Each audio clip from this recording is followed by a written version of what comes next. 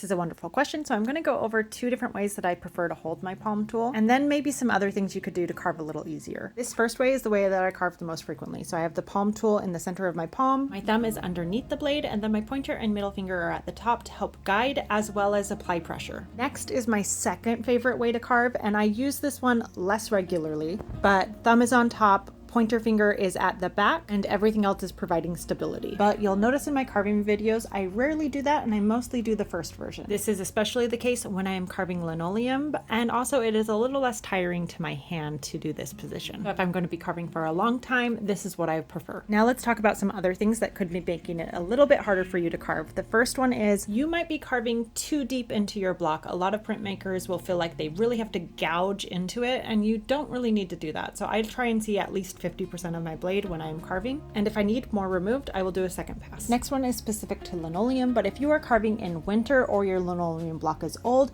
it will make you much happier if you heat up your block just a little bit. And I stress just a little bit. If you heat it up too much, then you can lose some detail and it can get kind of grainy when you're carving. But you'll notice at the beginning of the video, I turned on my heater and pointed it at my block, and then I've been rotating my block when it's warm so that I can focus on carving those areas. And final thoughts for good measure is these are time-lapse videos. I am carving much slower than this. Carve away from yourself and do not rush.